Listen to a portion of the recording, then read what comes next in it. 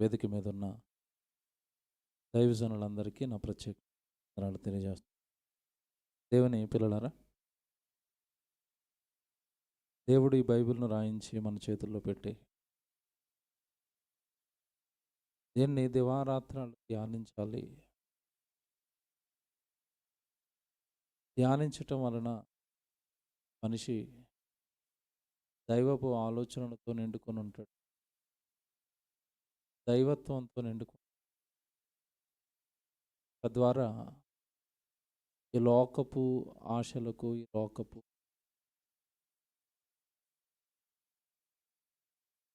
మనిషి దూరంగా ఉంటాడు. ఈ ఉద్దేశంతో దేవుడు బైబిల్ను రాయించి మన చేతుల్లో పెట్టాడు. బైబిల్ పట్టుకున్న వాళ్ళందరికీ బైబిల్ పైన పట్టుండ, అప్పుడు మాత్రమే దేవుడు రాయించిన వాస్తవాలు, లేఖనాలు జీవితానికి అన్వయించుకుని దేవుడు బ్రతకమన్నట్టుగా బ్రతకటానికి అవకాశం ఏర్పడుతుంది. ఒక మంచి సంగతి ఈరోజు మీతో చెప్తాను. ఈరోజు చాలామంది సహవాస దోషంతో చెడిపోతూ, వాళ్ళు చేస్తున్న స్నేహాలు మంచివి కావు. వాళ్ళు ఎంచుకుంటున్న సహవాసాలు మంచి. చాలామందిని ప్రభువులోనికి వచ్చిన వాళ్ళ పరిస్థితి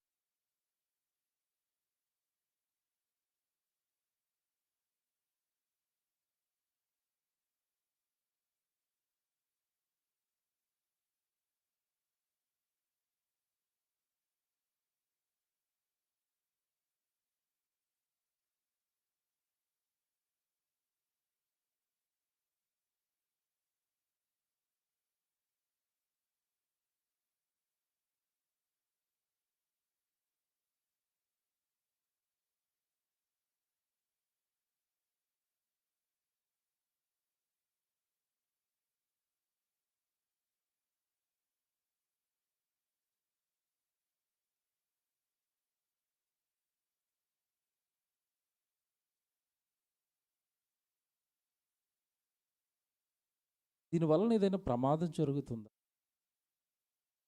దీని గురించి దేవుడు ఏమైనా బైబిల్లో మాట్లాడా అని మీరు ఆలోచిస్తే, ప్రారంభం నుంచి కూడా దేవుడు అండి తన పిల్లల పట్ల కోరుకుంటున్నది ఏంటి? అన్ని జనులతో మీరు సహవాసము చేయొద్దు. ఇశ్రాయేలుకి ఖండితంగా ఇచ్చిన ఆజ్ఞ అండితే. మీరు వివాహాలు కూడా మీరుగా మీ గోత్రంలో ఉన్న వారినే మీరు వివాహం చేసుకోవాలి. బయట వారిని వివాహాలు చేసుకోవద్దు. వాళ్ళు మిమ్మల్ని పాడు చేస్తారు, వాళ్ళు మిమ్మల్ని నా వైపు నుండి త్రిప్పేస్తారు. అంటే దేవుడి మనసు మనకి ఏమర్థమవుతుంది అంటే, ఈ లోకంలో ఉన్నప్పుడు అండి, మనం బ్రతుకుతున్నప్పుడు ఈ లోకంలో సాతాను అనేక రకాల మాయోపాయాల చేత మనతో పాపం చేయిస్తుంది, మనల్ని పాపం వైపు ఆకర్షిస్తుంది. భూమి మీద భక్తి జీవితాన్ని కాపాడుకోవటం చాలా కష్టం అండి. లోకంతో ఒకరిగా మనం మారిపోయి, ప్రవర్తనలో లోకం, పేరుకు దేవుడు అన్నట్టుగా ఈరోజు చాలామంది మారిపోయారు. కారణం ఏంటంటే, తప్పు ఎక్కడ జరుగుతుందో తెలియకపోవటం అండి. ఎందుకు నేను పవిత్రంగా ఉండలేకపోతున్నాను? ఎందుకు నేను పరిశుద్ధంగా ఉండలేకపోతున్నాను? ఎందుకు నేను దేవుడిలో ఎదగలేకపోతున్నాను? ఎందుకు నేను బైబిల్లో ఉన్న భక్తుడిలా ఉండలేకపోతున్నాను అని మనం ఆలోచిస్తున్నప్పుడు చాలామందికి సమాధానం దొరకదు. నేను ఎందుకు ఇలా పాడైపోతున్నాను, ఎందుకు నేను దేవుడిలో ఎదగలేకపోతున్నాను అంటే కారణం ఒకటే, పాడు చేస్తున్నది సహవాసం. నిన్ను అలాంటి తప్పుడు ఆలోచనల వైపు నిన్ను ప్రేరేపిస్తున్నది సహవాసం. ఒక ఉదాహరణ చెప్తాను మీకు. ఆదివారం గుడిలో వాక్యం వింటాం, చాలా ఆనందాన్ని ఇస్తుంది. ఇలా నేను ఉండాలండి అనిపిస్తుంది. మీరు వాక్యం విన్న తర్వాత మళ్ళీ ఎక్కడికి వెళ్ళిపోయారు? లోకంలోకి వెళ్ళిపోయారు. ఇక్కడ మంచి మాటలు విన్నారు, అలా బ్రతకాలనుకున్నారు. లోకంలోకి వెళ్ళగానే ఆ చెడు వినపడగానే ఇక్కడ విన్న మంచి అంతా వెళ్ళిపోయింది. మళ్ళా అవే మాటలు వచ్చేస్తున్నాయి, అవే ఆలోచనలు వచ్చేస్తున్నాయి, అవే తలంపులు వచ్చేస్తున్నాయి. ఏంటి ప్రాబ్లం ఎక్కడ జరుగుతుంది అంటే సహవాస దోషం. ఎక్కువగా మీరు ఎవరితో ఉంటున్నారు? ఎక్కువగా మీ రిలేషన్షిప్ ఎవరితో ఉంటుంది? ఎవరితో మాట్లాడుతున్నారు? ఎవరితో స్నేహం చేస్తున్నారు? ఎవరితో మీరు ఎక్కువ టైం గడుపుతున్నారు? దేవుడి పిల్లలతోనా, వాక్యంతోనా, ప్రార్థనలోనా, దైవజనులతోనా? అసలు మన సహవాసమే మనను పాడు చేస్తుంది అన్న నిజాన్ని ఈరోజు బైబిలులో నుండి మీరు విని ఆశ్చర్యపోతారు. ఒక పెద్ద కుటుంబమే బైబిలులో ఈ సహవాస దోషంతో సర్వనాశనం అయిపోయిందండి. బైబిల్లో ఒక మంచి మాట మీకు చూపిస్తాను. దేవుడు ఎంత మంచివాడో, సహవాసం గురించి ఎంత చక్కగా రాస్తున్నాడో. సామెతల గ్రంథం 22వ అధ్యాయము 24వ వచనం. దయచేసి అందరూ బైబిల్ చూద్దాం. సామెతల గ్రంథం 22వ అధ్యాయము 24వ వచనం. కోపచిత్తునితో సహవాసము చేయకుము, క్రోధము గలవానితో.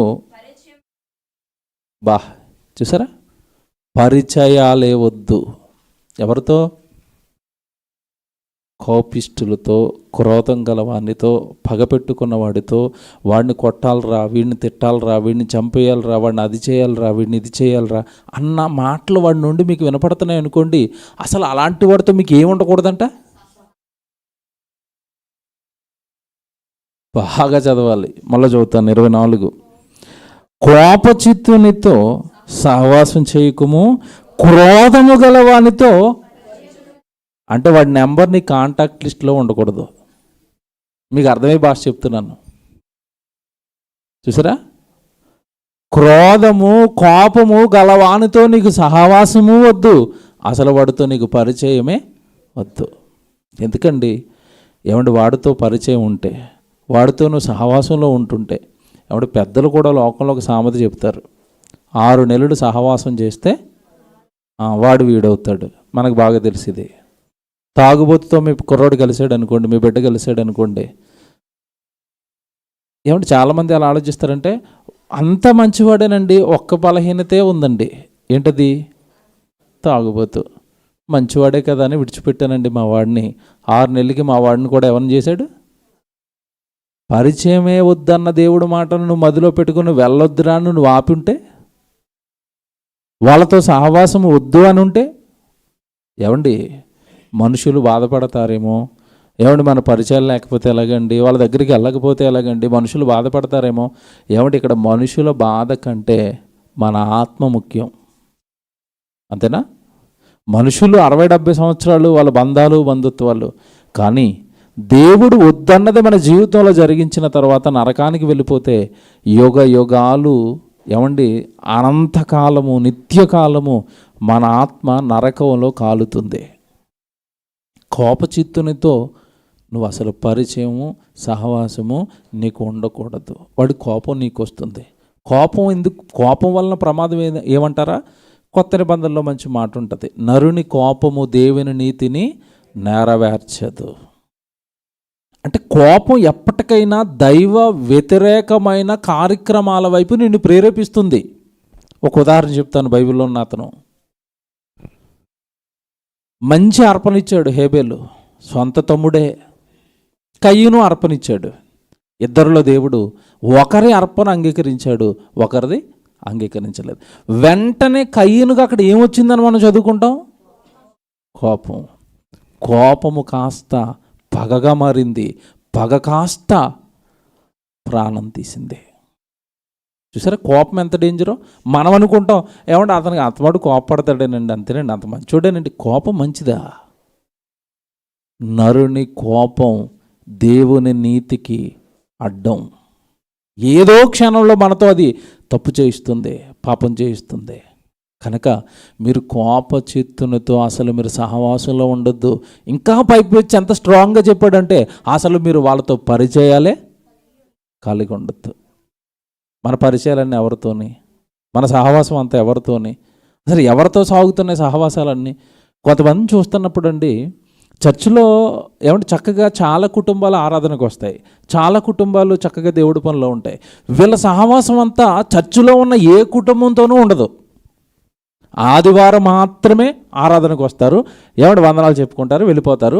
సోమవారం అంతా మంగళవారం, బుధవారం, గురువారం, శుక్రవారం, శనివారం వరకు లోకంలో ఉన్న వాళ్ళతోనే సహవాసం. వాళ్ళు మీకు ఏమి నేర్పిస్తారు? దేవుడి మాటలు నేర్పిస్తారా? భక్తి నేర్పిస్తారా? బాగా ఆలోచించండి. అంటే ఎక్కడో మనం పాడైపోవడానికి గల కారణం ఏంటో మనకే తెలియలేదు. మన ఆలోచనలు ఎందుకు దెబ్బతింటున్నాయో మనకే అర్థం అవ్వలేదు. సహవాస దోషం. ఏమంటే పిల్లలకి అల్లరి తగ్గాలనుకోండి, ఎక్కడికి పంపిస్తారు? స్కూల్లో వేస్తారు. వాడు ఉదయం నుంచి సాయంత్రం వరకు స్కూల్లో ఉన్నాడు గనక, స్కూల్లో టీచర్ ఉంది గనక, టీచర్ భయము బుద్ధి చెప్పింది గనక వాడు అల్లరిపోయింది. అంటే వాడి సహవాసం అంతా ఎక్కడ సాగిందంటే స్కూల్లో. అల్లరి తగ్గింది, చక్కగా మంచి మాటలు వచ్చాయి, చక్కగా డిసిప్లిన్గా ఉంటున్నాడు. కారణం ఏంటంటే వాడు సహవాసం. అలా ఏమండి స్కూల్కి వెళ్తున్న పిల్లవాడికి రోడ్ల మీద తిరుగుతున్న పిల్లవాడికి డిఫరెన్స్ చూడండి మీరు. వీడి నోట్ ఏమొస్తాయి, వాడి నోట్ ఏమొస్తాయి, వీడి బిహేవియర్ అలా ఉంటుంది, వాడి బిహేవియర్ అలా ఉంటుంది. అంటే మనం గడుపుతున్న ఏమంటే మన చుట్టూతా ఉన్న పరిస్థితులే మన హావభావాలను, మన జీవన విధానాన్ని, మన భక్తిని పాడు చేస్తాయి.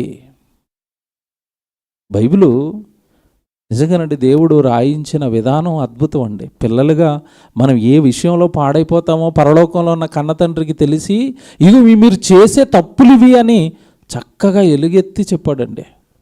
ఇంకో మాట సామెతల గ్రంథంలోనే 13వ అధ్యాయము 20వ వచనానికి వెళ్ళండి. 13వ అధ్యాయము సామెతల గ్రంథం 20వ వచనం చూడండి. 13వ అధ్యాయము 20వ వచనం. జ్ఞానుల సహవాసము చేయువాడు జ్ఞానము గలవాడగును. లోకంలో చెప్పిన సామెత దేవుడు మనకు అర్థమయ్యేటట్టుగా చెప్పాడు. జ్ఞానుల సహవాసం చేస్తే ఏమొస్తుందంట? జ్ఞానము గలవాడు అవుతాడు. మూర్ఖుల సహవాసము చేయువాడు చెడిపోతాడు. బైబిలు మూర్ఖుల సహవాసము చేయువాడు చెడిపోతాడు. ఇప్పుడు నీ సహవాసం జ్ఞానులతోనా? జ్ఞానులు అనగానే ఎవరు? ఏమండి జ్ఞానులు అనగానే మీరు లోకంలో జ్ఞానం కలిగిన వాళ్ళందరినీ జ్ఞానులు అని అనుకోకండి. జ్ఞానము అనగానే వాక్యము తెలిసిన వాడు మాత్రమే జ్ఞాని. యెహోవా యందు భయము భక్తి కలిగిన వాడే జ్ఞాని. వాక్యం ఎరిగినవాడు జ్ఞాని. ఈ సృష్టికర్త అంటూ ఒక ఆయన ఉన్నాడని ఎరిగినవాడు జ్ఞాని. ఈ సృష్టి అంతా ఆయనది అని ఎరిగినవాడు జ్ఞాని. ఆయన కోసం భయంతో భక్తితో బ్రతకాలని ఎరిగినవాడు జ్ఞాని. మరణం తర్వాత నన్ను పుట్టించిన నా పరలోకపు తండ్రి ఉన్నాడు, ఆయన దగ్గరకు నేను యేసుక్రీస్తుల వారి ద్వారా చేరిపోవాలని ఎరిగినవాడు జ్ఞాని. అలా బ్రతుకుతున్నవాడు జ్ఞాని. పరలోకపు ప్రయాణంలో ఉన్నవాడు జ్ఞాని. ఇప్పుడు మన సహవాసం ఎవరితో ఉండాలి? ఇదిగో ఇలాంటి లక్షణాలు ఎవరిలో ఉన్నాయి? ఎవరు దేవుడిని ఎరిగారు? ఎవరు దేవుడికి బాగా విలువిస్తున్నారు? ఎవరు బాగా దేవుడి పనిని చేస్తున్నారు? ఎవరు చక్కగా వాక్యాన్ని చెబుతున్నారు? వాళ్ళ సహవాసంలో నేనుంటే కాస్త నాకు దేవుడి గురించి చెబుతారు, దేవుడి పని గురించి చెబుతారు. పరలోకపు ప్రయాణానికి వాళ్ళు జరిగిస్తున్న కార్యక్రమాలతో పాటు నేను ఉంటే నాకు కూడా పరలోకం వెళ్ళిపోవడానికి అవకాశం కలుగుతుంది. కనుక నా సహవాసము, నా మాట, నా ఆలోచన, నా కాలము అంతా కూడా నేను జ్ఞానులతో గడపాలి. దేవుడిని ఎరిగిన వారితో నేనుండాలి. ఏమండి ఇదంతా మీరు వింటున్నప్పుడు వినడానికి బాగుంటుంది. ప్రాక్టికల్గా ఇది మన జీవితానికి అప్లై చేస్తున్నప్పుడు ఖచ్చితంగా ఎక్కడో మనం అందరం అనండి ఎక్కువగా మన సహవాసాలు ఎవరితో ఉంటున్నాయి మీరు చెప్పండి. తొలినాళ్ళల్లో సంఘం కడుతున్న తొలినాళ్ళల్లో పేతురు గారి ప్రసంగంతో, ఒక్క ప్రసంగంతో 3,000 మంది బాప్తీసం తీసుకున్నారండి. తొలి సంఘం అది. ఆ సంఘానికి ప్రాముఖ్యంగా పేతురు గారు చెప్పిన మాట ఏంటో తెలుసా? తొలి సంఘానికి ఏమండి బాప్తిసం తీసుకున్న తొలి నాళ్ళల్లో సంఘంలోనికి చేర్చబడిన వాళ్ళతో ఆయన గట్టిగా చెప్పిన మాట ఏంటో తెలుసా? మనము రక్షణ పొందాలి అంటే మూర్ఖులకు ఈ తరము వారికి మనం వేరైపోవాలి అన్నాడు. ఆ మాట చూడండి ఎంత బాగుంటుందో. అపోస్తలుల కార్యాలు 2వ అధ్యాయము 40వ వచనం జాగ్రత్తగా చదువుదాం. ఇంకను అనేక విధములైన మాటలతో సాక్ష్యమిచ్చి, అపోస్తలుల కార్యాలు 2వ అధ్యాయము 40వ వచనం అండి.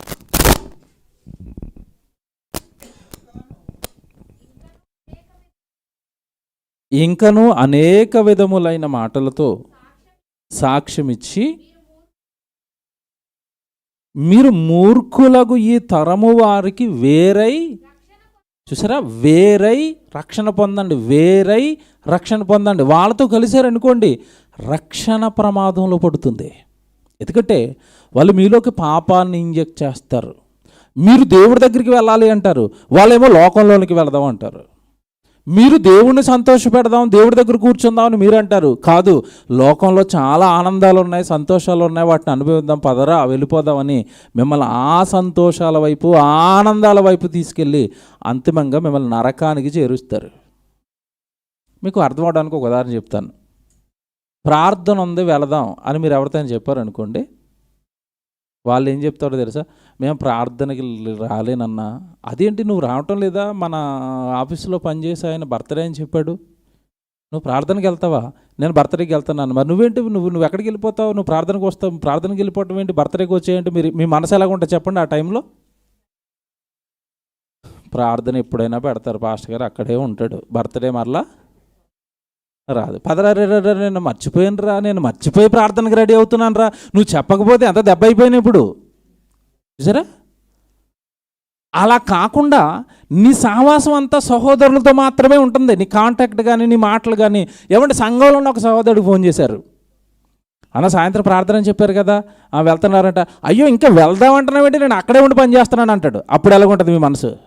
బాబా నేను లేట్ అయిపోయాను, నేను వచ్చేస్తున్నాను. ఇది ఎలాగుంది, అది ఎలాగుంది మీరు చెప్పండి. ఇప్పుడు ఏది మిమ్మల్ని పాడు చేస్తాను చెప్పండి, ఏది మిమ్మల్ని దేవుడికి దూరం చేస్తాను చెప్పండి. అందుకే అంటున్నాడు, దేవుణ్ణి ఎరగని వాళ్ళతో, కోపిష్టులతో అసలు మీరు పరిచయాలే కలిగి ఉండకండి.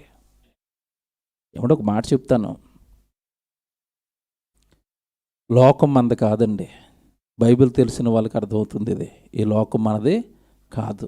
ఎవరమని చెప్పాడు? మనం పరదేశులము, యాత్రికులము, పరాయి దేశస్థులు. ఆవాసము, మన కాలము, మన సమయం అంతా లోకంతో గడిపేసి మరణశయ్య మీదకి మనం వచ్చినప్పుడు, నేను ఏం చేశానని వెనక్కి తిరిగి చూస్తే ఏమీ లేనప్పుడు బిక్కుమంటూ దేవుడు నన్ను అంగీకరిస్తాడా లేదా అన్న భయంతో మనం కూరుకుపోవడానికి గల ప్రధాన కారణం అండి ఇదిగో ఈ సహవాసాలే.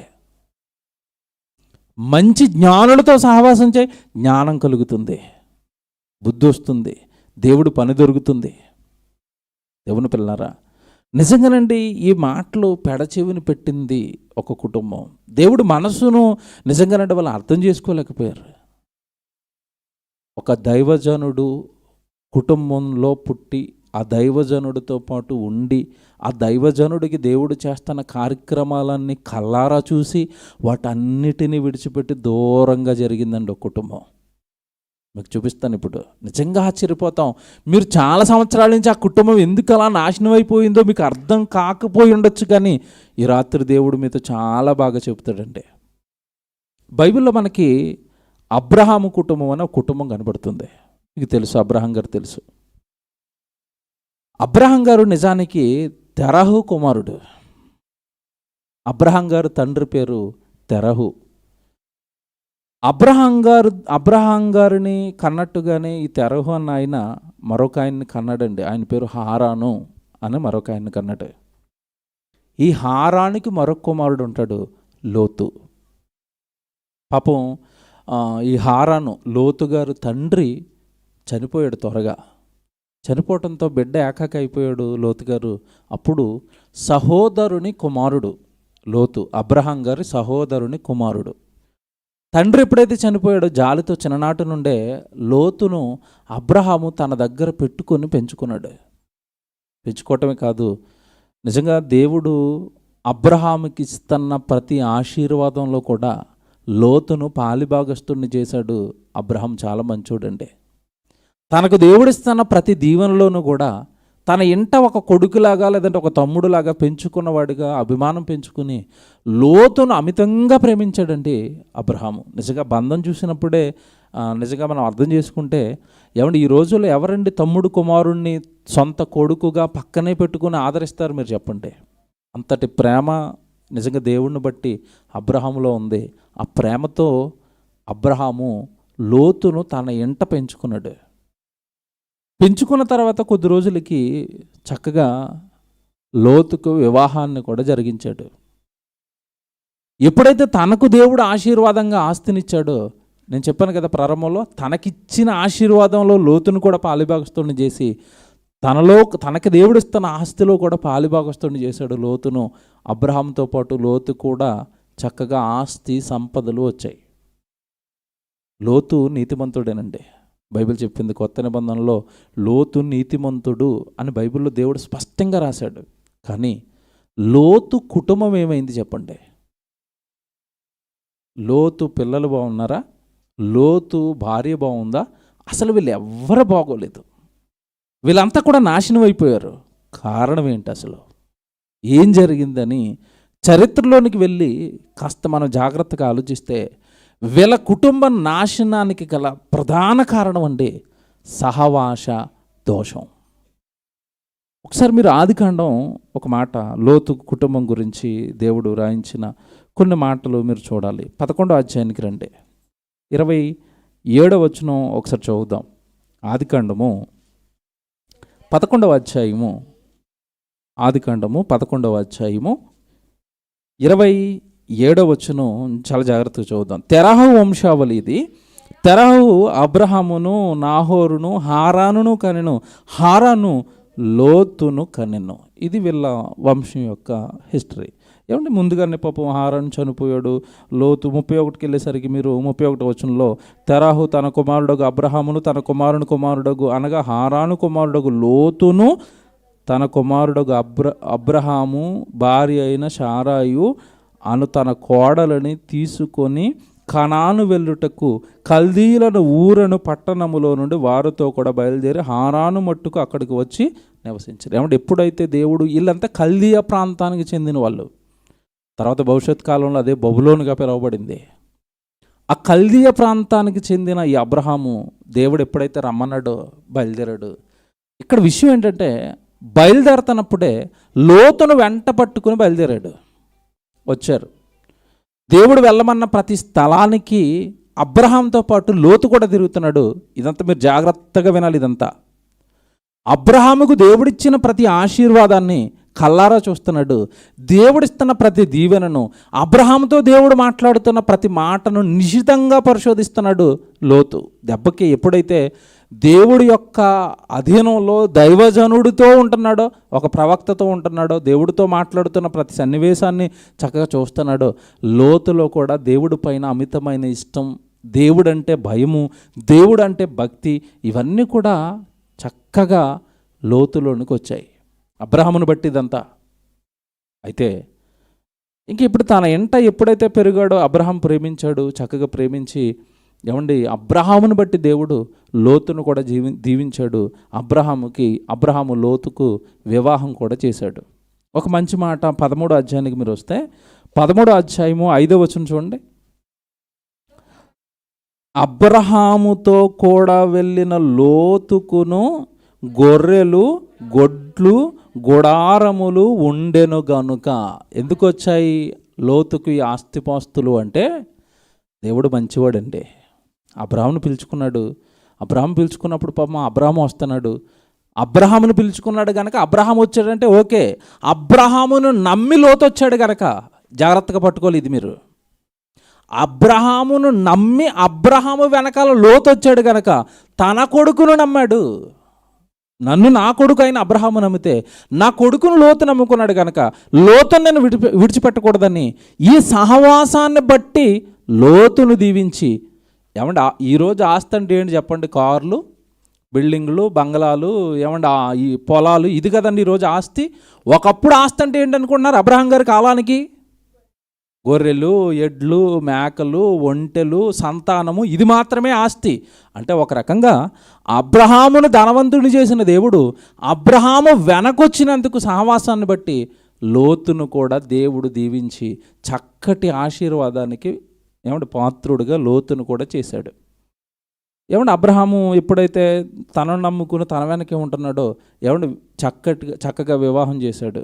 వివాహం చేసిన తర్వాత లోతు గారికి భార్య వచ్చింది. ఇక్కడ మీరు జాగ్రత్తగా వినాలి.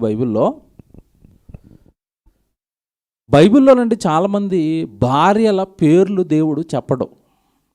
అలాగే లోతు భార్య అంటాడు తప్ప లోతు భార్య పేరుంది ఎక్కడైనా బైబిల్లో?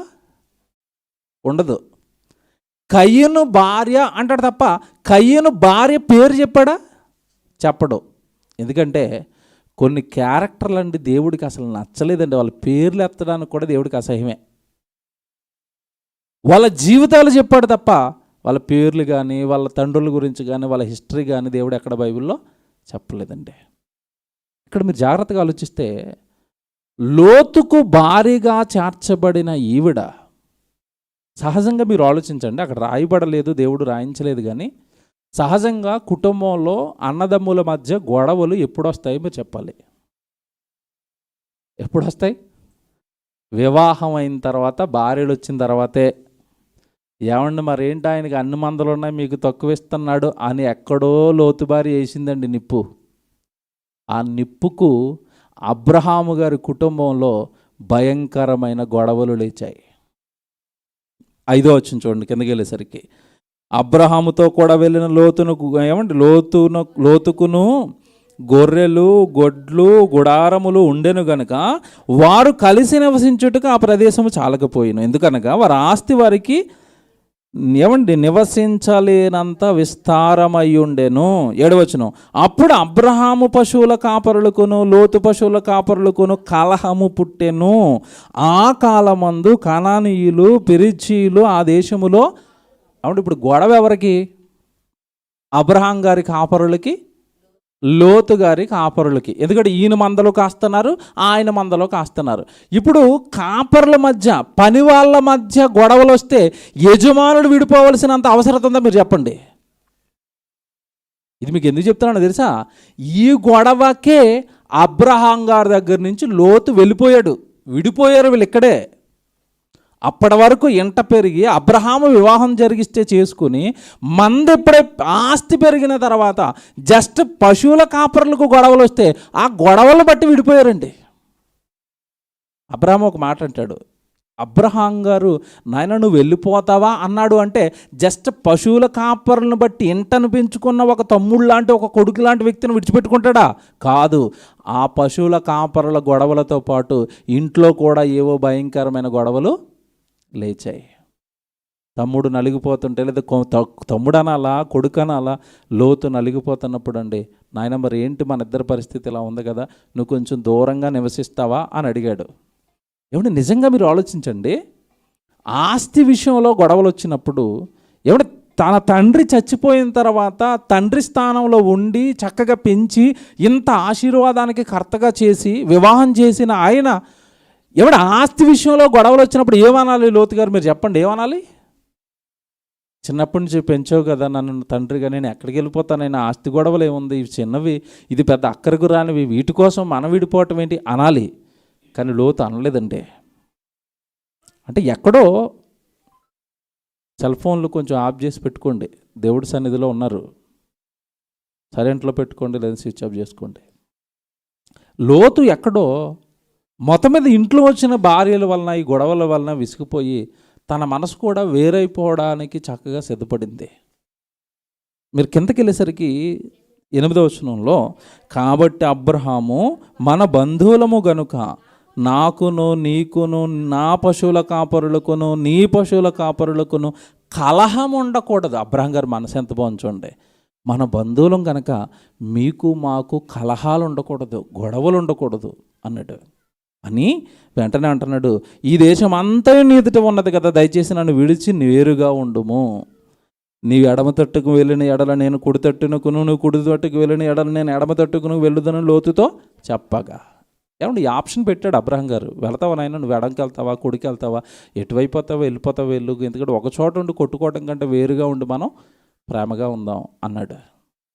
ఈ అవకాశం కోసం నిజంగానండి లోతు భార్యో లేదా లోతు పిల్లలో లేదంటే మరి లోతు గారో ఎవరు ఎదురు చూస్తున్నారో, వెళ్ళిపోతావా అనగానే వెంటనే 10వ వచనంలో చూడండి, లోతు తన కన్నులెత్తి యొర్దాను ప్రాంతం అంతటిని చూచెను. యెహోవా సొదొమ గొమొర్రాలను పట్టణములను నాశనం చేయక మునుపు సోయరుకు వచ్చు వరకు అదంతయు యెహోవా తోట వలె ఐగుప్తు దేశం వలెను నీళ్లు పారు దేశమై ఉండెను. కాబట్టి లోతు తనకు యొర్దాను ప్రాంతం అంతటిని ఏర్పరచుకుని తూర్పుగా ప్రయాణం. వెళ్ళిపోతావా అనగానే ప్రయాణం.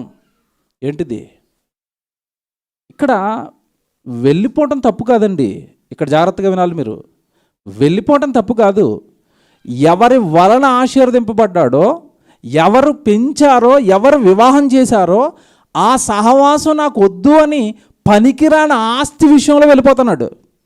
ఇది పాయింట్ ఇక్కడ. అంటే బైబిల్లో మనం చదువుకుంటున్నప్పుడు ఆస్తి గురించి దేవుడు ఒక మాట అంటాడు, ఉగ్రత దినమందు ఆస్తి అక్కరకు రాదు. ఉగ్రత, దేవుడు ఉగ్రతలో నుండి నిన్ను కాపాడేది ఆస్తి కాదు. దేవుని యందు భయము, భక్తి, సహవాసం, మంచి వాళ్ళతో సహవాసం, అది నిన్ను కాపాడుతుంది. నిజంగా లోతు ఈ స్థితికి వచ్చాడు అంటే, తనకు ఆశీర్వాదం వచ్చిందంటే, ఏమన్నా ఇంత ఆస్తి వచ్చిందంటే, బిడ్డలు ఉన్నారు అంటే, వివాహం అయిందంటే, దీని అంతటికి కర్త అబ్రహాం అయినప్పుడు, అబ్రహాము దైవజనుడైనప్పుడు, ఇంకా పైపెచ్చు అబ్రహాము దేవుడి పనుల్లో ఉన్నాడు. బలిపీఠాలు కడుతున్నాడు, అప్పటికి దేవుడిని ఆరాధిస్తున్నాడు, దేవుడి సన్నిధిని ఏర్పాటు చేస్తున్నాడు, ప్రవక్తగా దేవుడి కోసం మాట్లాడుతూ వాడబడుతున్నాడు. అలాంటి వ్యక్తిని ఆస్తిపరమైన గొడవల కోసం నేను విడిపోయి దూరం అయిపోవటమా, ఈ సహవాసాన్ని నేను విడిచిపెట్టుకోవటమా అన్న భయం లోతులో కానీ, లోతు భార్యల్లో కానీ, లోతు పిల్లల్లో కానీ లేకుండా వెళ్ళిపోతారా అనగానే మొత్తం సర్దుకునండి వెళ్ళిపోతున్నారండి వీళ్ళు. ఆస్తి కోసం సహవాసాన్ని విడిచిపెడతావా? జాగ్రత్తగా వినండి ఇవి. ఆస్తి కోసం దైవజనులను విడిచిపెడతావా? ఆస్తి కోసం ఎవడు చక్కటి సహవాసాన్ని, దేవుడి పనులు జరిగిస్తున్న కుటుంబాన్ని విడిచిపెట్టేస్తావా? ఈరోజు చూడండి సంఘాలలో చాలామంది సంఘానికి మానేస్తారు, రారు. ఎందుకంటే ఏవో చిన్నవండి, చిన్నవే, చిన్న మనస్పర్ధలు, చిన్న గొడవలు, చిన్న అలకలు. మేము రాము, మేము వెళ్ళిపోతున్నాం, మీ గుడికి మేము రాము, సంఘానికి మేము రాము, సభలకి మేము రాము, సహవాసానికి మేము రాము, ఎందుకంటే ఆయన వస్తున్నాడు కనుక మేము రాము. ఇదిగో వాళ్ళ కుటుంబం వస్తుంది కనుక మా కుటుంబం రాదు. ఇదేంటిది? ఏమంటే మీకు మాట్లాడుతాను, సంఘం మీద, దేవుడి సన్నిధి మీద, దైవజనుడి మీద ఊరకనే అలుగుతారండి. లోకంలో ఉన్న వాళ్ళ మీద అలాగే అలుగుతారా? ఎవరి మీద ఎంత అలక ఉండదండి, ఎవరి మీద ఇంత ఏమండి కోపం ఉండదు. కానీ ఒక్క దైవజనుడు సంఘం మీదే అంటే కోపం వచ్చేస్తూ ఉంటుంది. మేము రాము, మేము ఎందుకు రావాలి? తప్పు చేస్తున్నారు. అలాంటి తప్పే సంఘం ఏమండి ఈ కుటుంబం చేసింది. చిన్న ఆస్తి గొడవ కోసం కుటుంబం వేరైపోయింది, వెళ్ళిపోయారు సోయరుకు. ఇక్కడ మీరు జాగ్రత్తగా ఆలోచిస్తే వీళ్ళు మొదటి వెళ్ళి కాపురం పెట్టింది ఎక్కడ అంటే సొదొమ గొమొర్రా పట్టణాలకు దగ్గరగా. పట్టణాల్లోకి వెళ్ళలేదు, సొదొమ గొమొర్రా పట్టణాలకు దగ్గరలో ప్రారంభంలో వీళ్ళ కుటుంబం నివసించటం ప్రారంభించింది. ఏమంటే మీరు సొదొమ గొమొర్రా పట్టణాలు అనేసరికి మీకు ఏం జ్ఞాపకం రావాలి చెప్పండి? ఏంటవి? భయంకరమైన పాపానికి నిలయాలవి. ఇప్పుడు మీరు జాగ్రత్తగా వినాలి. ఎప్పుడైతే దైవజనుడను, దేవుడి పిల్లలను, ఈ కుటుంబాన్ని విడిచిపెట్టి దూరం జరుగుతున్నారో దేనికి దగ్గర అవుతున్నారు మీరు చెప్పండి? ఇప్పుడు పాపానికి. ఇక్కడ దేవుణ్ణి విడిచిపెడుతున్నారు, అక్కడ దయ్యానికి దగ్గర అవుతున్నారు. ఆ అబ్రహాముతో ఉంటే ఏమంటే నిజంగా అబ్రహాముతో దేవుడు ఉంటాడు. అబ్రహాంకి వచ్చిన ప్రతి కష్టాజుల నుండి అబ్రహాము కుటుంబాన్ని దేవుడు కాపాడాడు. మీకు తెలియదు కదా, చరిత్ర చదవండి మీరు. అబీమెలెకు ఇంట్లో ఎంతటి అద్భుతాన్ని చేశాడు అబ్రహాం గురించి మీకు తెలియదు కదా అదంతా. అంటే దైవజనుడితో పాటు దేవుడుండి ఈయనకు వస్తున్న ప్రతి కష్టంలోనూ దేవుడు ఆ చక్కగా తోడుగా ఉండి అబ్రహామును కాపాడుతున్నప్పుడు, అమ్మో నేను బయటికి వెళ్ళిపోతే ఈయనతో ఉన్నాను కనుక క్షేమంగా ఉన్నాను, బయటికి వెళ్ళిపోతే నా పరిస్థితి ఏంటి, నాకు రక్షణ ఉండదు, నాకు కాపుదల ఉండదు అన్న భయం లేకుండా దైవజనుడి కుటుంబాన్ని, దైవజనుడి సహవాసాన్ని విడిచిపెట్టి దూరం జరిగి ఏమంటే అక్కడ భయంకరమైన పాపంతో నిండిపోయిన సొదొమ గొమొర్రా అనే పాపపు పట్టణాలకు దగ్గరయ్యారు. 11వ వచనం చదవండి. 11వ వచనం. కాబట్టి లోతు యొర్దాను ప్రాంతం అంతటిని ఏర్పరచుకుని తూర్పుగా ప్రయాణం చేసెను. అట్లు వారు ఒకరికి ఒకరు వేరైపోయారు. ఇది అండర్లైన్ చేసుకోండి. అట్లు వారు ఒకరికి ఒకరు వేరైపోతారు. వినాలి జాగ్రత్తగా. వేరైపోవటంలో చాలా పెద్ద ప్రమాదం ఉందండి. ఏంటా ప్రమాదం అంటే, మీరు ఎప్పుడైనా ఏమండి టీవీల్లో జియోగ్రఫిక్ ఛానల్ అని ఒక ఛానల్ ఉంటుందండి, జంతువుల గురించి చూపిస్తాడు, అడవుల్లో జంతువుల గురించి చూపిస్తాడు. చూపించినప్పుడు సింహం వేటాడాలి అని అనుకున్నప్పుడు వేటిని టార్గెట్ చేస్తే చెప్పండి? అడవి గేదెలు ఉంటాయండి, మంద కింద వెళ్ళిపోతూ ఉంటాయి 100 గేదెలు. అక్కడికి వెళ్ళి నుంచుందనుకోండి, ఇది అసలు వాటి దగ్గరికి వెళ్ళాలంటేనే భయం వేస్తుంది. ఎందుకంటే మందంతా ఒక్కసారి అటాక్ చేసినాయి అనుకోండి, నలిగిపోద్ది వాటి కింద పడి, కనుక వెళ్ళదు. మంద అలా వెళ్ళిపోతున్నప్పుడు అలా చూసుకుంటూ కూర్చుంటుందండి. పాపం చివరిలో అప్పుడే పుట్టిన పిల్లో లేదంటే ఏదైనా గాయమైపోయి మందతో పాటు పరిగెత్తలేక స్లోగా వెళుతున్న గేదో ఉంటుంది, అంతే దాన్ని టార్గెట్ చేసుకుని దాని మీద పడుతుంది, తినేస్తుంది, చంపేస్తుంది. బైబిల్లో సైతాన్ గాడి గురించి కూడా దేవుడు ఒక మాట రాశాడు. ఏమన్నాడు? అపవాది గర్జించు సింహము వలె ఎవరిని మృంగుదునా అని వెతుకుతూ తిరుగుతున్నాడు.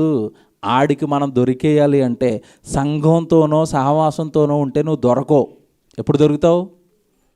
వేరైపోతే దొరికేస్తావు. ఇంకోటి చెప్పనండి మీకు, ఒంటరితనం పాపాలకు నిలయం. ఒంటరిగా ఉన్నప్పుడు ఆలోచనలు ఎలా ఉంటాయి? పాపం చేయాలనిపిస్తుంది, పాపపు ఆలోచనలు ఏవేవో భయంకరమైన వస్తాయి. అందరితో పాటు ఉన్నప్పుడు వస్తాయి అవి. అందరితో పాటు ఉంటే పాట పాడాలి, అందరితో పాటు ఉంటే ప్రార్థన చేయాలి, అందరితో పాటు ఉంటే దేవుడు పని చేయాలి, ఈ ఆలోచనతో ఉంటాం సహవాసంలో ఉంటే. అదే మీరు ఇంట్లో ఒంటిగా ఉండండి, ఎవరో ఆ పక్కోళ్ళు ఏదో తిడతా ఉంటారు, ఆ తిట్లు వినపడతా ఉంటాయి. ఈ పక్కోళ్ళు ఎవరో మోసం చేశారంట, అవి వినపడతా ఉంటాయి. ఆ వెనకాల ఏదో అక్రమ సంబంధం అంట, అది వినపడతా ఉంటుంది. ఎప్పుడు పాపపు ఆలోచనలు తప్ప మంచి మనకు కనపడదండి. లోతు కుటుంబ నాశనానికి 11వ వచనంలో దేవుడు చెబుతున్న మాట, వారు ఒకరికి ఒకరు ఏమైపోయారు? వేరైపోయారు. దొరికాడురా అనుకుంటున్నాడు సైతాన్ గడు. ఎవరు దొరికారు ఇప్పుడు? దొరికాడు. దైవజనుడు కుటుంబంతో పాటు ఉన్నాడు. ఎప్పుడు దేవుడు ఆలోచనలు, దేవుడు పని. నాకు దొరకలేదు, నేను చేజిక్కించుకోలేకపోయాను, ఈ కుటుంబాన్ని ఇప్పుడు నేను నాశనం చేయాలి. 12వ వచనం చూడండి. 12వ వచనం. అబ్రహాము కనానులో నివసించెను. లోతు ఆ మైదానమందున్న పట్టణ ప్రదేశములలో కాపురముండి సొదొమకు దగ్గర తన గుడారం వేశాడు. సొదొమలోకి వెళ్ళలే సుమ, ఇంకా ఎక్కడేసాడు గుడారం? సొదొమకు దగ్గర, అంటే సొదొమ గొమొర్రా ఇంకా చాలా దూరంలో ఉంది, ఇక్కడ గుడారం వేశాడు. పాపం ఎలాంటిదంటే నువ్వు ఎంత దూరంలో ఉన్నా సరే రమ్మని పిలుస్తుంది. సొదొమ గొమొర్రా అంతా మనుషులంతా పాపం పచ్చి వ్యభిచారంతో నిండిపోయిన వాళ్ళండి. వాళ్ళు కొత్తగా వచ్చి ఎవరో పవిత్రంగా బ్రతుకుతున్నారేంటి, పరిశుద్ధంగా బ్రతుకుతున్నారేంటి? రా మా దగ్గరకు వచ్చేయండి. ఒంటరిగా మీరు అలా ఎక్కడ ఎలాగ ఉంటారు? మా సొదొమ గొమొర్రా అనేసరికి మంచి పట్టణాలు, మీకు అనువైన పట్టణాలు. మొత్తం మీద అక్కడి నుంచి వార్త వచ్చింది. వీళ్ళు దూరంగా ఉన్న వీళ్ళండి కొద్ది రోజులకి వీళ్ళ మకం సొదొమ గొమొర్రా పట్టణాల్లోనికి మార్చేశారు. వాళ్ళు ఎలాంటి వాళ్ళు? వాళ్ళ బ్రతుకులు ఎలాంటివి? ఇక్కడ మీరు కింద ఎక్కడ చెప్తాడు చూడండి. ఎన్నో వచనం ఉండదు? 13వ వచనం చూడండి. సొదొమ మనుషులు దుష్టులను యెహోవా దృష్టికి బహు పాపులునై ఉండరు. దేవుడు చూడండి, ఇగో నా కొడుకు వెళ్ళిపోయిన ప్రజలు ఎలాంటి వాళ్ళు చెప్తాను చూడండి అని చెప్తున్నాడు. ఏమంటే సొదొమ గొమొర్రాలో ఉన్న ప్రజల గురించి ఇక్కడ లోతు వెళ్ళిపోగానే ఎందుకు మాట్లాడుతున్నాడు? అబ్రహాము నుండి వేరైపోయాడు. అబ్రహాము నుండి వేరైపోగానే లోతు వెళ్ళిపోతున్న మనుషులు ఎలా ఉంటే బాబోయ్ వాళ్ళు బహు పాపులు. ఏమండి మీకు మాట అడుగుతానండి, దేవుడిలో ఉంటున్నప్పుడు నువ్వెవరితోనో పాపులతో ఉంటున్నప్పుడు, త్రాగుబోతులతోనో, తిరుగుబోతులతోనో, వ్యభిచారులతోనో, దొంగలతోనో నువ్వు వెళ్ళగానే వాళ్ళ అట్మాస్ఫియర్ మనకు నచ్చదండి. నిజంగా మీకు దేవుడు బాగా అర్థమైపోయి ఉంటే, మీకు వాక్యం వచ్చి ఉంటే, అక్కడ ఉన్నంతసేపు కూడా ఏదో ఏమంటారు దాన్ని, కంఫర్టబుల్గా ఉండదు మనకి. ఇదేంటి ఇలా మాట్లాడుకుంటున్నారు, ఈ బూతులు మాట్లాడుతున్నారేంటి, ఈ పాపం గురించి మాట్లాడుకుంటున్నారేంటి, ఇవి బాగాలేదు, నాకు నచ్చదు. వెంటనే మన మనసు ఏమైపోవాలి చెప్పండి? వెంటనే మన మనసు ఏమైపోద్ది? ఎప్పుడైపోతుందో నేను ఇక్కడికి వచ్చిన పని అయిపోతే హ్యాపీగా అర్జెంటుగా ఎక్కడి నుంచి నేను ఏమైపోవాలి? వెళ్ళిపోవాలి, సంఘానికి వెళ్ళిపోవాలి, సన్నిధికి వెళ్ళిపోవాలి, మా వాళ్ళ దగ్గరికి వెళ్ళిపోవాలి, వాక్యం మాట్లాడే వాళ్ళ దగ్గరికి వెళ్ళిపోవాలి, నా పరిశుద్ధుల దగ్గరికి వెళ్ళిపోవాలి అని మనం అనుకుంటామండి. ఏమంటే ఎప్పుడైతే సొదొమ గొమొరాకి వెళ్ళి పట్టణానికి ఏమంటే కుటుంబం స్థానాన్ని మార్చిందో, వాళ్ళు ఎప్పుడైతే వాళ్ళ పాపపు కార్యక్రమాలు చూసిందో, వెంటనే వీళ్ళు ఏం చేయాలి చెప్పండి? రిటర్న్ అయిపోవాలి. ఎవరి దగ్గరికి వెళ్ళారా? ఎందుకు వెళ్ళలేదు చెప్పండి? పాపం కళ్ళకు చాలా రమ్యంగా, అందంగా ఉంటుంది. పాపం ఎలాంటిదంటే, మంచి సబ్జెక్ట్ చెప్పానండి. పాపం గురించే గంటన్నర పాపం గురించి చెప్పాను. ఛానల్లో ఉంది, ఒకసారి చూడండి. వర్డ్ ఆఫ్ జీసస్ క్రైస్ట్ అని యూట్యూబ్ ఛానల్ ఉంటుంది నాది. అందులో పాపము వలన కలుగు భ్రమ అని చెప్పాను. పాపం భ్రమ కలిగిస్తుంది. ఎలాంటి భ్రమ కలిగిస్తుంది అంటే, చూడగానే ఆకర్షిస్తుంది, చేసేటప్పుడు ఆనందాన్ని ఇస్తుంది. ఏమంటే పాపం చేస్తానంతసేపు ఎలాగుంటుందంటే చాలా హ్యాపీగా ఉంటుంది, ఆనందంగా ఉంటుంది. వ్యభిచారం చేస్తున్న వాళ్ళకి ఎలాగుంటుంది ఆ క్షణాల్లో? చాలా సంతోషంగా, హ్యాపీగా, ఆనందంగా ఉంటారు. కానీ ఎప్పుడైతే ఈ పాపం బయటపడిందో, వెంటనే ఈ పాపం చేసిన వాళ్ళకి ఏం మొదలవుతుంది అంటే, శోకం, దుఃఖం, కన్నీరు, వేదన, తెలియని భయం, ఇవన్నీ కలుగుతాయి. అంతిమంగా పాపం చేసిన ప్రతి ఒక్కరూ కూడా దేవుడి చేతిలో శిక్షకు బలైపోతారు. ఇది స్టేజ్లు, స్టెప్ బై స్టెప్ వస్తుంది. ఏమంటే ఇప్పుడు ప్రారంభంలో ఏముందంటే, చూడడానికి బాగుంది, సొదొమ గొమొర్రా వెళ్ళిపోయారు, వాళ్ళందరూ పాపం చేస్తుంటే స్టార్టింగ్లో ఎలా ఉందో, కానీ తర్వాత నెమ్మదిగా వీళ్ళు కూడా దానికి అలవాటైపోయారు, పాపానికి అలవాటైపోయారు, బానిసలు అయిపోయారు. అబ్రహాము గారిని విడిచిపెట్టిన తర్వాత, దైవ సన్నిధిని విడిచిపెట్టిన తర్వాత, దేవుడి కుటుంబాన్ని విడిచిపెట్టిన తర్వాత, ఈ కుటుంబం భయంకరమైన పాపంలో కూరుకుపోయింది. ఇక తర్వాత ఏమంటే సంగతులన్నీ మీకు తెలుసండి. సొదొమ గొమొర్రా అనేసరికి భయంకరమైన వ్యభిచారం. ఇక్కడ జరిగింది ఒకటి చెప్తాను మీకు. పోనీ అక్కడికి వెళ్ళిన తర్వాత అయినా వీళ్ళు మార్పు రాలేదు, అక్కడికి వెళ్ళిన తర్వాత అయినా మరలా మేము వెళ్ళిపోవాలన్న ఆలోచనలు రాలేదండి. అక్కడే సెట్ అయిపోయారు. కొద్ది కాలానికి ఏం జరిగింది అక్కడ అంటే, ఈ సొదొమ గొమొర్రా పట్టణాల మీద రాజులు దాడి చేశారు. దాడి చేసి పట్టణాలన్నీ పాడు చేసిన తర్వాత లోతు కుటుంబం పైన కూడా వాళ్ళు పడ్డారు. లోతు భార్యను, పిల్లలను, తనకున్న ఆస్తిని అంతా పట్టుకుని వెళ్ళిపోయారండి. లోతు ఒంటరి అయిపోయి ఏడుస్తున్నాడు. ఆ వార్త అబ్రహాంకి తెలిసింది.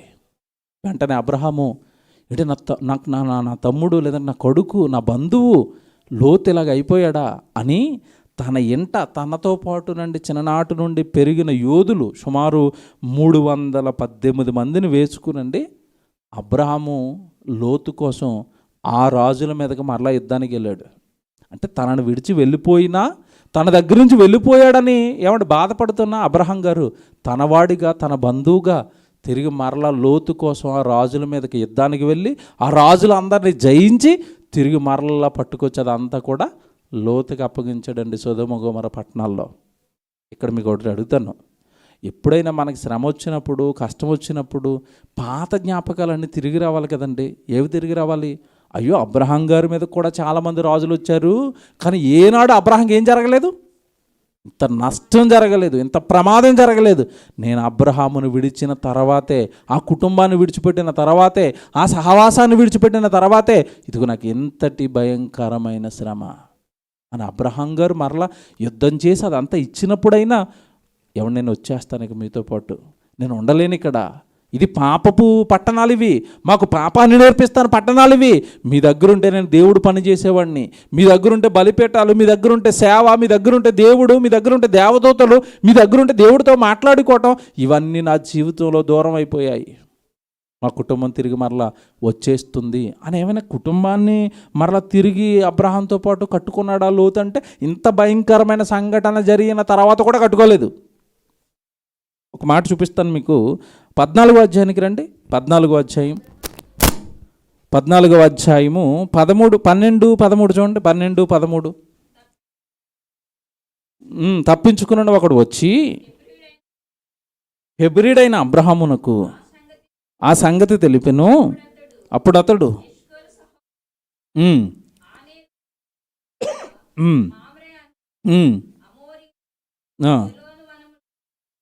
ఆ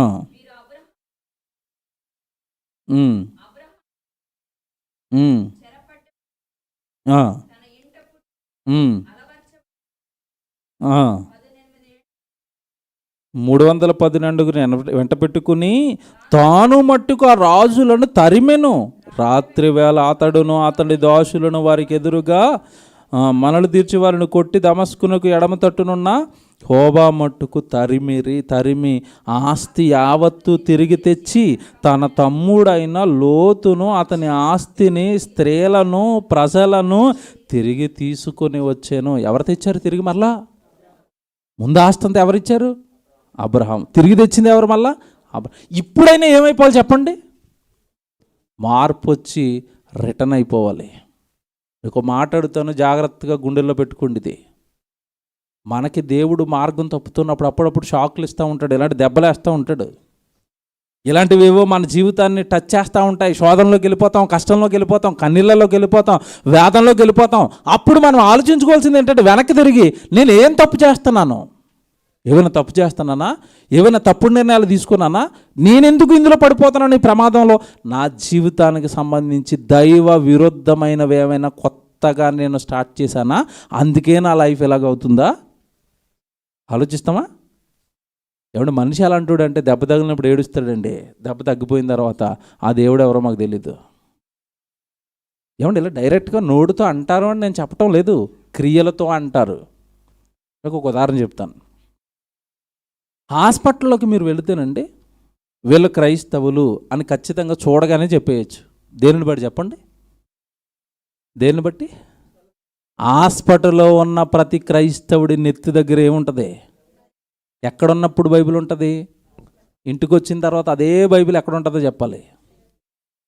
చూసారా? అక్కడ ఉన్నప్పుడు నిరంతరము నాకు బైబిల్ పక్కనే ఉండాలి, నేను బైబిల్ చదువుకోవాలి, ప్రార్థన, దైవజనుడు రావాలి, మాకు ప్రార్థన చేయాలి. ఎక్కడ? హాస్పిటల్లో కష్టంలో ఉన్నప్పుడు. కష్టం తీరిపోయిన తర్వాత సెల్ఫ్లోకి ఎగురుతుంది. ఆదివారం రోజు గుర్తొచ్చి ఒక 2 దెబ్బలు వేసి, ఎందుకంటే దుమ్ము కదా, అసలు జిప్పు ఓపెన్ చేయరు. అటు 2 దెబ్బలు ఇటు 2 దెబ్బలు వేసి దుమ్మంతా పోగొట్టుకుని అది కవర్లో పెట్టుకుని, అమ్మయ్య భక్తి. ఎక్కడికి ఇప్పుడు? మళ్ళా మందిరానికి. మళ్ళీ ఆదివారం మందిరం అయిపోయింది అంటే అంతే, మళ్ళీ సెల్ఫ్లోకి ఎగురుతుంది అది. ఇది ఈరోజు క్రైస్తవుడి భక్తి. దివారాత్రాలు ధ్యానించేవాడు ఏది? ధ్యానం ఏదండి? అసలు చదువే లేదు. ధ్యానం అనేసరికి అదేమి చదవటం కాదు. ధ్యానం అంటే వేరు, నెమరవేయటం, చదువుకున్న వాక్యాన్ని దివారాత్రాలు ధ్యానించటం అంటే బైబిల్ చదువుకోవడం అనుకున్నారేమో కాదు. దినము రాత్రి దేవుడి గురించిన ధ్యానం పాపంలో పడకుండా చేస్తుంది అది. నిజంగానండి, లోతు కుటుంబం సర్వనాశనం అయిపోవడానికి గల కారణం ఇదిగో. ఇంత డ్యామేజ్ ఆ కుటుంబానికి జరగడానికి ఒకటే కారణం అండి, సహవాస దోషం. అబ్రహాము, భక్తుడైన అబ్రహామును దైవజనుని విడిచిపెట్టి ఇదిగో సొదొమ గొమొర్రా లాంటి పాపపు పట్టణంతో సహవాసం చేయటమే ఆ కుటుంబ నాశనానికి కారణమైంది. మనం ఆలోచించుకుందాం, మనం ఆలోచిద్దాం. మన సహవాసం ఎవరితో, మన మాటలు ఎవరితో, మనం ఎవరితో మాట్లాడుతున్నాం, ఎవరితో సహవాసంలో ఉంటున్నాం, ఎవరికి దగ్గరగా ఉంటున్నాం? దేవుని పిల్లలతోనా? సంఘంలో నీవలే దేవుడి కొరకు కష్టపడుతున్న వాళ్ళతోనా? దైవజనుడితోనా? ఎవరితో మన సహవాసం కొనసాగుతుంది? ఎవరితో మనం చక్కగా ఉంటున్నాం? ఏమంటే నిజంగా అబ్రహాము బలిపీఠాలు కడుతున్నప్పుడు లోతు అక్కడ పాలిభాగస్తుడయ్యాడు, చక్కగా ఉన్నాడు.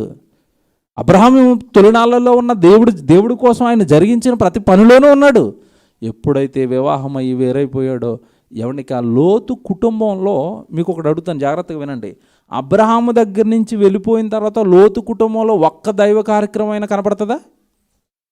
కనపడదు. ఇక్కడ ట్విస్ట్ ఏంటంటే లోతు వెళ్ళిపోయిన తర్వాత కూడా అబ్రహాము దేవుడి పనిని జరిగిస్తూనే ఉన్నాడు. అందుకే అబ్రహామును దేవుడు కాపాడుకుంటున్నాడు. 13వ అధ్యాయం చూడండి ఒకసారి. 13వ అధ్యాయం 12వ వచనం చూడండి. అబ్రహాం ఏం చేస్తున్నాడు? లోతు వెళ్ళిపోయిన తర్వాత ఇది 13:12 అండి. అబ్రహాము కనానులో నివసించెను.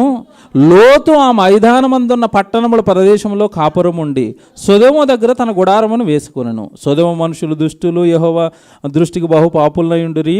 లోతు అబ్రహామును విడిచిపోయిన తర్వాత యెహోవా, ఇదిగో నీ కన్నులెత్తి నీవున్న చోటు నుండి ఉత్తరపు తట్టు, దక్షిణపు తట్టు, తూర్పు తట్టు, పడమర తట్టును చూడుము. ఎందుకనగా నీవు చూచుచున్న ఈ దేశం అంతటిని నీకును నీ సంతానమునకును సదాకాలమును ఇచ్చేదను. 16వ వచనం. మరియు నీ సంతానమును భూమి మీద నుండి రేణువులు విస్తరింపచేసేదను. ఎట్లనగా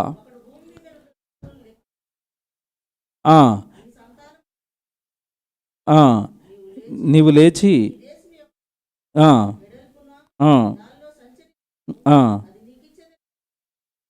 అబ్రహాముతో చెప్పాను. అప్పుడు అబ్రహాము తన గుడారము తీసి హెబ్రోనులోనున్న మమ్రే దగ్గరనున్న సింధూర వృక్షములో దిగి అక్కడ యెహోవాకు బలిపీఠము కట్టెను. లోతు వెళ్ళిపోయిన తర్వాత కదండి ఇదంతా. లోతు వెళ్ళిపోయిన తర్వాత కూడా చక్కగా దేవుడు మరలా అబ్రహాంతో మాట్లాడుకుంటున్నాడు. నిన్ను దీవిస్తానంటున్నాడు, నీ కుటుంబం, నీ సంతానాన్ని ఏమండి బాగా ఆశీర్వదిస్తానంటున్నాడు. ఇవన్నీ దేవుడు అబ్రహాంతో చెబుతున్నప్పుడే అదంతా చూసి పొంగిపోయిన అబ్రహాం గారండి అక్కడ దేవుడికి ఏం కట్టాడు? ఈ బలిపీఠం కట్టే పనిలో ప్రారంభం నుంచి లోతున్నాడు. కానీ ఈ బలిపీఠం కట్టే టైంకి లోతు అబ్రహాంతో లేడు, వెళ్ళిపోయాడు. దేవుడు పనిలో నుండి వెళ్ళిపోయాడు. బలిపీఠం అంటే ఏంటనుకుంటున్నారు? మందిరం అండి. ఈరోజు మనకి మందిరం అనగానే ఏమో చక్కగా అందరూ కూడుకుంటున్నాం, వాకింగ్ చెప్పుకునేది మందిరం కదా. ఒకప్పుడు బలిపీఠం అంటే దేవుడి సన్నిధి, మందిరం లాంటిది అది కూడా. అక్కడ ప్రజలు ప్రార్థనలు చేసేవారు. అలాంటిది కడతన్నాడు, దేవుడు పనిని జరిగిస్తున్నాడు, అతన్ని విడిచిపెడతావా? లోతు చేసిన తప్పండి ఇది. నీతిమంతులే కావచ్చు, నీతిమంతులు కూడా ఏం చేస్తారు? తప్పులు చేస్తారు. అవి వాళ్ళ జీవితాలని శిక్షిస్తాయి. ఏమంటే లోతు కుటుంబం సామాన్యమైన శిక్షలో పడిందా? భార్యను పోగొట్టుకుని పిల్లలు అలాగ అయిపోయి లోతు ఎంత బాధపడ్డాడని. నీతిమంతుడే, కాకపోతే అక్కడ ఏదో మరి భార్య ఆ మాటలకు తలొగ్గాడో, కుటుంబంలో ఉన్న బిడ్డల మాటలకు తలొగ్గాడో, మొత్తం మీద వేరైపోయాడండి. దేవుడు పనిలో నుంచి వెళ్ళిపోయాడండి, దైవజనుడి దగ్గర నుంచి వెళ్ళిపోయాడండి. కుటుంబం అంతా నాశనం అయిపోయింది. అబ్రహాము బలిపీఠాలు కడుతున్నాడు. బలిపీఠం కడుతున్న అబ్రహాంతో కూడా లేకుండా వెళ్ళిపోయాడు. ఇక్కడ ఇంకొక క్యారెక్టర్ గురించి మాట్లాడాలి. అబ్రహాం గారి భార్య ఎవరండి? ఎలాంటిదని దేవుడు సాక్ష్యం ఇచ్చాడు కొత్త నిబంధనలో? తన భర్తను యజమానుడు అని పిలుచుచు ఆయనకి ఏం జరిగిందంట? లోబడింది. అంటే గుణవతి. ఎవరు? శారమ్మ. ఇప్పుడు లోతుకు వివాహం అయిన తర్వాత, జాగ్రత్తగా వినండి, లోతుకు వివాహం అయిన తర్వాత లోతు భార్యగా వచ్చిన ఈవిడ అబ్రహాము కుటుంబం అప్పటికే ఆశీర్వదింపబడి ఉండనప్పుడు, చక్కగా శారాయి దేవుడితో మాట్లాడుతున్నప్పుడు, కనెక్టింగ్లో ఉన్నప్పుడు ఈ లోతు భార్య శారమ్మను చూసి అయినా ఏమైనా నేర్చుకోవాలి కదా. నేర్చుకుందా? ఏమీ నేర్చుకోలేదండి. ఎలా చెప్తారంటారా? మీరు జాగ్రత్తగా వినండి. అబ్రహాం ఇంటికి దేవదూతలు వచ్చినప్పుడు అబ్రహాం కుటుంబం దేవదూతలకు ఏం చేసింది? ఆతిథ్యం ఇచ్చింది. లోతు కుటుంబం దగ్గర కూడా వెళ్ళినప్పుడు లోతు భార్య ఏమైనా ఆతిథ్యం ఇచ్చినట్టుగా బైబిల్లో ఉంటుందా? ఉండదు. మీకు అర్థమవుతుందా? దేవదూతలు అంటే ఆ రోజు వాక్యం పట్టుకొని వచ్చేవి. ఏమంటే ఈరోజు వాక్యం పట్టుకొని మీ దగ్గరకు వస్తున్న వాళ్ళు ఎవరంటే దైవజనులు. ఒక దైవజనుడు వచ్చినప్పుడు కొన్ని కుటుంబాలు చూసినప్పుడు అండి అలజడి. చక్కగానండి వాళ్ళు ఏవేవో మంచివి పెట్టాలని దైవజనులకు మంచి భోజనం పెడతారు. ఆతిథ్యం కూడా దేవుడు బైబిల్లో ఇచ్చిన ఆజ్ఞ. ఆతిథ్యం ఇవ్వమని బైబిల్ చెప్పింది, దేవుడు చెప్పాడు. ఆ లక్షణాలు చక్కగానండి అబ్రహాంలో కనపడతాయి. తర్వాత శారమ్మలో పెద్ద విందు చేశారు తెలుసండి దేవదూతలు వచ్చినప్పుడు. మీకు తెలుసు కదండి అబ్రహాం చేసిన విందు చిన్నదా? దూడలను వేసి రొట్టెలను చేసి. ఏమంటే ఇప్పుడు వంట చేయాలంటే ఎవరు చేయాలి? అబ్రహాం గారు చేస్తారా? ఇప్పుడు ఇక్కడ దూడను వేశారు, రొట్టెలు చేశారంటే మెటీరియల్ తేడానికి మాత్రం పురుషుడు చేస్తాడు. చేయవలసింది అంత ఎవరు?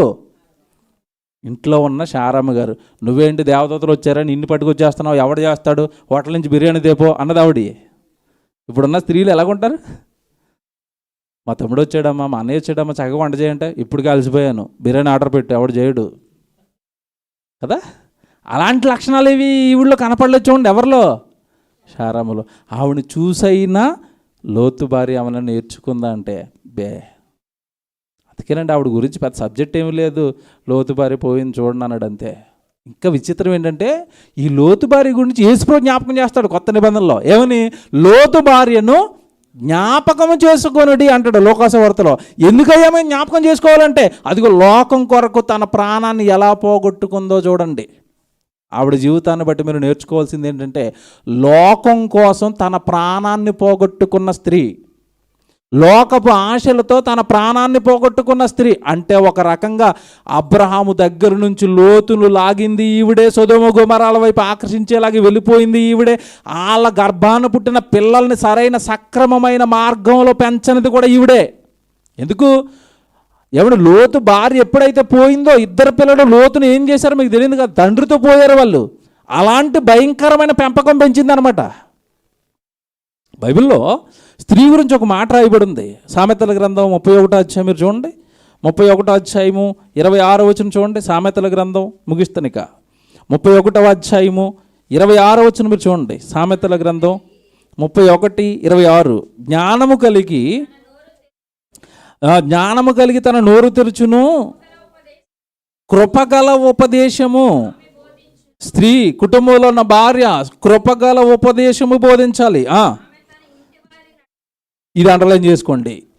ఆమె తన ఇంటి వారి నడతలను, ఎవరు కనిపెట్టాలి? ఇంట్లో ఉన్న వాళ్ళ నడతలు.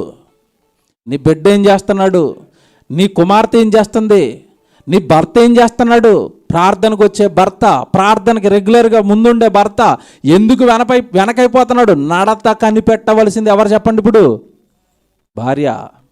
పిల్లల విషయంలో పిల్లల నడత కనిపెట్టవలసింది ఎవరు? భార్య.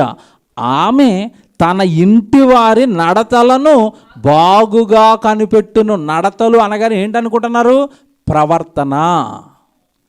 పిల్లల ప్రవర్తన మీద కన్నేసి ఉంచుకోవాలి, భర్త ప్రవర్తన మీద కన్నేసుకుని ఉంచుకోవాలి. వీళ్ళు దేవుడికి దూరం అవుతున్నారా, దగ్గర అవుతున్నారా? ఏవైనా కొత్త కొత్త ఆలోచనలు, కొత్త కొత్త విషయాలు వీళ్ళలోకి ఏమైనా వస్తున్నాయంటే వీళ్ళు ఎక్కడో ట్రాక్ తప్పుతున్నారు, వీళ్ళు ఎక్కడో పాడైపోతున్నారు, వీళ్ళని ఏదో స్నేహమో సహవాసమో వీళ్ళని లాగుతుంది. వీళ్ళని బాగు చేయాలి. ఎందుకంటే స్త్రీ గురించి రాయబడిన మాట మీకు తెలుసు. ఏ అధికారం ఇచ్చాడు స్త్రీకి? గృహ పరిపాలన.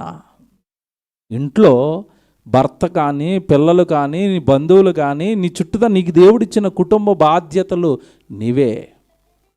ఆ కుటుంబ బాధ్యతలను నెరవేర్చవలసిన స్త్రీ, ఆ కుటుంబంలో ఉన్న వారి నడతలను కనిపెట్టవలసిన స్త్రీ, ఏమంటే కుటుంబంలో ఉన్న వాళ్ళని బాగు చేయాల్సింది పోయి ఈవిడే ఏమంటే నిజంగా లోకానికి బానిసైపోయింది. మీకు తెలియదు కాదు లోతు భార్య.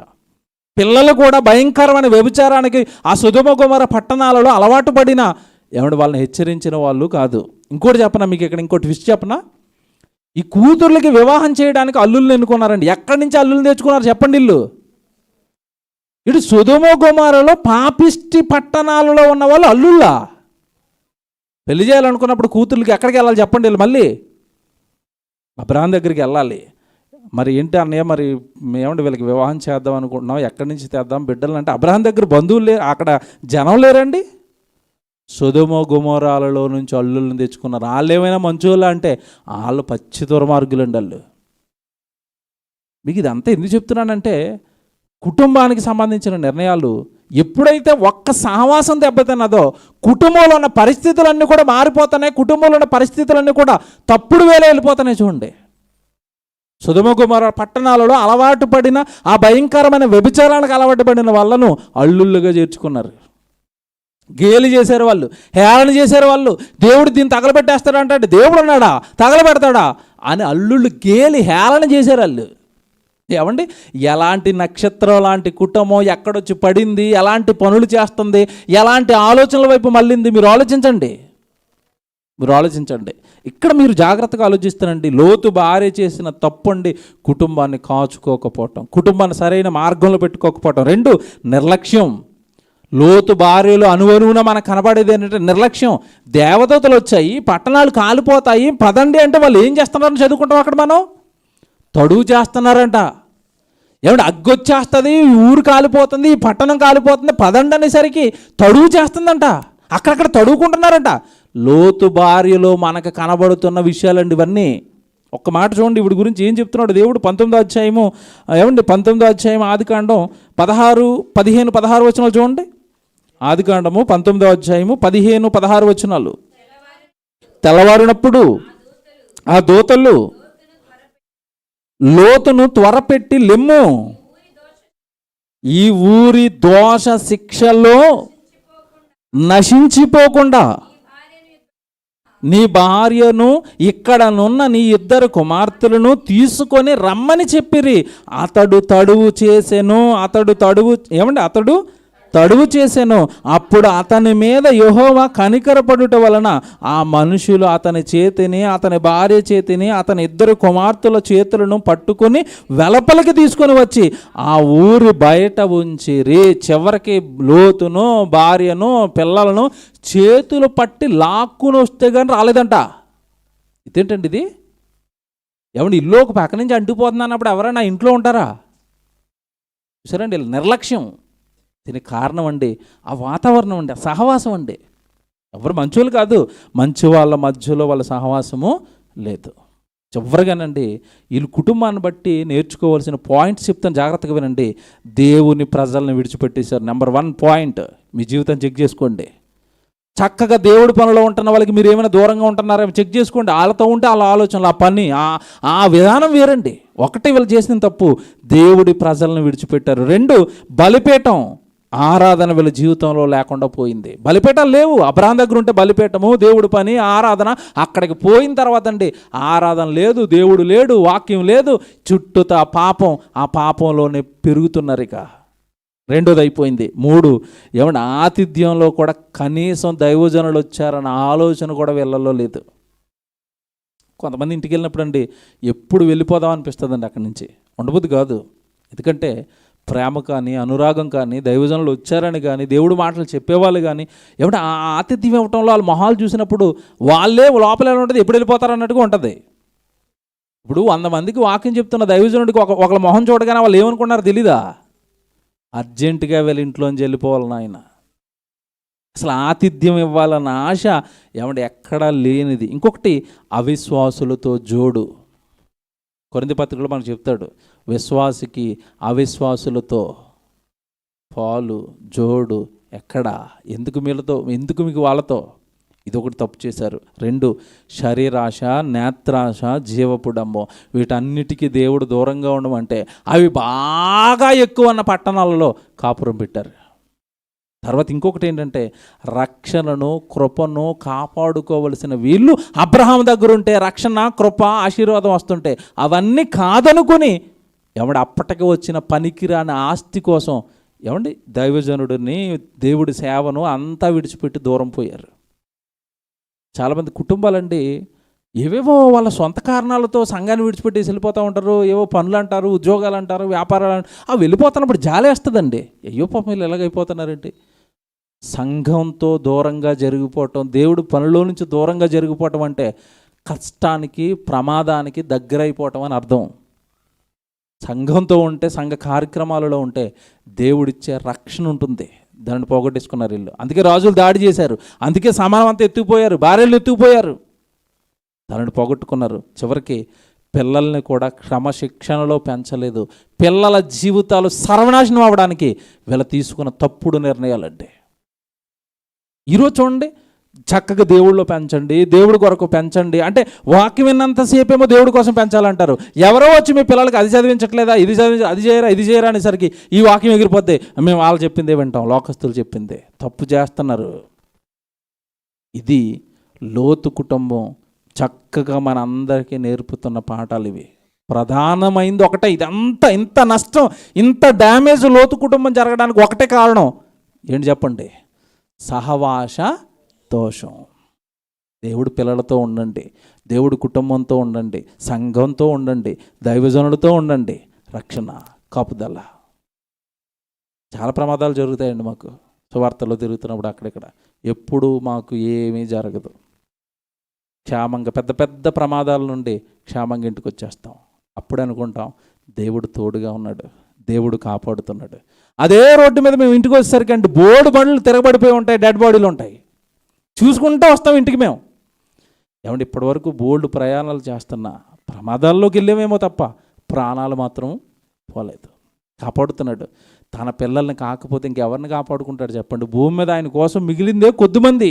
యేసుప్రభువు అంటున్నాడు కదా, కోత విస్తారంగా ఉంది, పనివారు ఆ కొద్ది మందిని కూడా ఎందుకు పోగొట్టుకుంటాడు దేవుడు చెప్పండి? ఆ కొద్ది మందిలోకి మీరు వస్తే మిమ్మల్ని ఎందుకు పోగొట్టుకుంటాడు చెప్పండి? దేవుడు కాపాడుకుంటాడు. కనుక దేవుని పిల్లలారా, ఈరోజు ఈ కుటుంబం మనకు చెప్తున్నది ఒకటే, సహవాస దోషం ఎవరు చేసినా ఆ దోషంతో ఆ కుటుంబమే సర్వనాశనం అవుతుంది.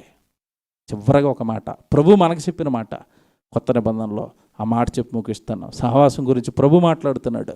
కొరింథీయులకు రాసిన మొదటి పత్రిక, కొరింథీయులకు రాసిన మొదటి పత్రిక 1వ అధ్యాయము 19వ వచనం ఒకసారి చూద్దాం. కొరింథీయులకు రాసిన మొదటి పత్రిక 1వ అధ్యాయం 9వ వచనం అండి, క్షమించండి. మొదటి పత్రిక, కొరింథీయులకు రాసిన మొదటి పత్రిక 1వ అధ్యాయము 9వ వచనం. మన ప్రభు అయిన యేసుక్రీస్తు అను తన కుమారుని సహవాసమునకు మిమ్మును పిలిచిన దేవుడు నమ్మతగినవాడు. ఇది ఎంత బాగుంది. మన ప్రభు అయిన యేసుక్రీస్తు అను తన కుమారుని సహవాసమునకు మిమ్మును పిలిచిన దేవుడు అంటే ఇప్పుడు ఏ సహవాసంలోకి వచ్చాం మనమంతా? దేవుని కుమారుడైన యేసుక్రీస్తుల వారి సహవాసంలో మీరు ఉండండి. అక్కడ లోతు గారు అబ్రహాంతో పాటు సహవాసంలో ఉంటే రక్షణ వచ్చింది. ఈరోజు మనం ఉండవలసిన అబ్రహాంతో కాదు, ఎవరితో? దేవుని కుమారుడైన యేసుక్రీస్తుల వారి యొక్క సహవాసంతో మీరు ఉండాలి. ఎక్కడుంటాడండి యేసు ప్రభు? సంఘమే ఆయన శరీరం, ఆయన శిరస్సు. సంఘానికి శిరస్సు ఎవరు చెప్పండి? యేసుక్రీస్తు. ఆయన శరీరం ఇది. నువ్వు ఆయనతో సహవాసంలో ఉండటం అంటే సంఘంతో సహవాసంలో ఉండాలి. సంఘం జరిగిస్తున్న పనుల్లోనూ ఉండాలి. నీ రక్షణను నువ్వు కాపాడుకుంటావు, దేవుడి చెంతకే నువ్వు చేరిపోతావు. కనుక దేవుని పిల్లలారా, ఈ రాత్రి లోతు కుటుంబం మన కళ్ళ ముందు పెడుతున్నది ఏంటంటే, ఏమంటే ఆ తప్పుడు నిర్ణయాలు కుటుంబం చెప్పిందని విన్న లోతు కూడా ఏమైపోయాడో కొత్త నిబంధనలో రాశాడు కదండి. నీతిగల తన మనస్సును దినదినము ఏం చేసుకున్నాడంట? నొప్పించుకున్నాడంట. ఏంటి ఇలాగ అయిపోతుంది నా కుటుంబం, ఏంటి నా భార్య ఇలాగైపోయింది, ఏంటి నా పిల్లలు అయిపోయారు ఎలాగైపోయారు, ఏంటి సొదొమ గొమొర్రా పచ్చి పాపం ఏంటని మంచివాడే లోతు. ఎప్పుడైతే అబ్రహామును విడిచిపెట్టాడో అక్కడ నుండి లోతుకు అన్ని కష్టాలే, మానసిక శ్రమలే, ఇరుకులే, ఇబ్బందులే. ఏమంటే ఒక సందర్భంలో లోతు కుటుంబంలోనికి దేవదూతలు వెళ్ళారు కదా, ఆ దేవదూత లోతు కుటుంబంలో ఉన్నప్పుడు ఏం జరిగింది చెప్పండి? పట్టణంలో ఉన్న వాళ్ళందరూ ఏం చేశారు? మీ ఇంటికి ఎవరో కొత్త మనుషులు వచ్చారు, వాళ్ళు మమ్మల్ని బయటకు పంపించు, వాళ్ళు మేము కూడాలేని డోర్లు బదలు కొట్టేస్తున్నారు. అలాంటి చోట కాపురం ఏంటండి బాబు? అలాంటి చోట ఉండటం ఏంటండి? ఇక ఊరు లేదా, ఇంకా దేశం లేదా, అక్కడే ఉండాలా అంటే అక్కడ ఆ పాపానికి వీళ్ళు ఏమైపోయారు? అలవాటైపోయారు. కొంతమంది బ్రదర్ అక్కడి నుంచి వచ్చాయంటే, మేము రాలేం బ్రదర్, అక్కడ అలవాటు అయిపోయింది మాకు. ఏం అలవాటైంది? అక్కడ నీకు? దేవుడు పిల్లలున్న చోటు చూసుకోనండి, దేవుడి సహవాసం చూసుకోనండి, దేవుడి పని చూసుకోనండి. అసలు లోకస్తులతో, పాపం చేసేవారితో మీకు సహవాసము వద్దు, మీకు వాళ్ళతో పరిచయాలు కూడా వద్దు. సహవాసం ఎప్పటికైనా నిన్ను ఖచ్చితంగా పాడు చేస్తుంది. కనుక మనం అందరం ఉండవలసింది దేవుని యొక్క కుమారుని సహవాసం, సంఘంతో, వాక్యంతో, దేవుడి పనులతో. ప్రార్థన చేసుకుందాం.